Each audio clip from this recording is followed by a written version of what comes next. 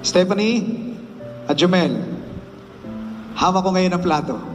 Saan ba natin ginagamit ang plato? Sa pagkain. Nilalagay dito ay pagkain. Ano? Pero kung pagmamasdan natin ang plato, ito ay higit pa sa gamit natin sa pagkainan.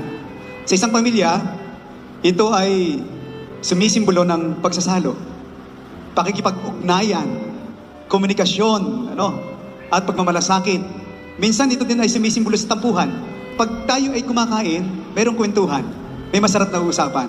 Kaya ito ay simbolo rin ng pagkikipag-ugnayan. Hindi lang tayo nag-uusap sa sala.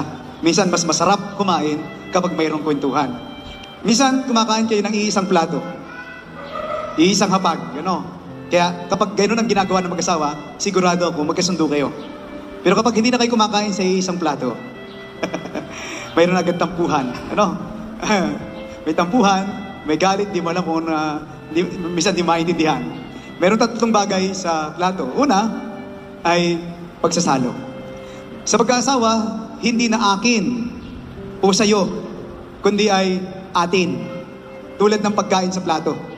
Kailangan ninyong matutong magsalo sa biyaya ng Diyos.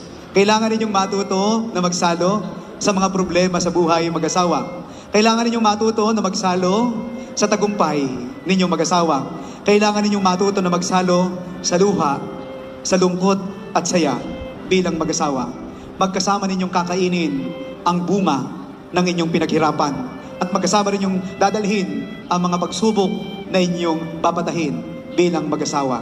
Pangalawa, pag-iingat. Ang plato, madali itong mabasag. Madaling mabasag. Ganyan din sa relasyon. Ganyan din ang inyong tiwala. Ganyan din ang inyong pagmamahal. Ganyan din sa inyong katapatan.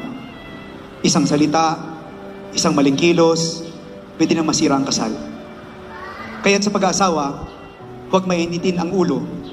Matutong magpatawad at palaging alalahanin, Jumel at Stephanie, lagi niyong alalahanin, mas mahal ko ang aking asawa kaysa sa aking pride. Mas piliin ang asawa kaysa inyong pride bago pa masira o makapasag kayo ng inyong plato ng pagsasama. Amen? Pangatlo, paglilinis. Kapag tapos na tayong kumain, ang plato ay nililinis. Sa relasyon, hindi pwedeng palampasin dapat ang dumi o galit. Kailangan itong linisin bago pa man tumagal ang inyong hindi pagkakaunawaan.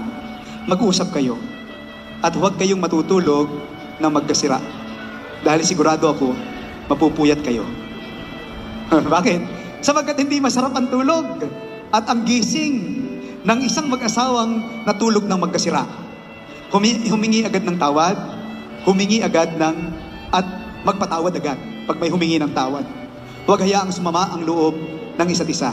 Tulad ng plato, dapat iniingatan ninyo ang damdamin ninyo, ang isa't isa. Amen? Kaya huwag kayong matutulog na mayroong tampuhan. Ang plato ay simpleng bagay. Napakasimple nito. Sa araw-araw, dito umiikot ang buhay ng maraming pamilya. Sa simpleng pagkain, sa simpleng usapan, sa simpleng pasensya ng isa't isa, huwag ninyong pababayaan ang plato ng inyong pagmamahalan. Lagi ninyong isasalang-alang.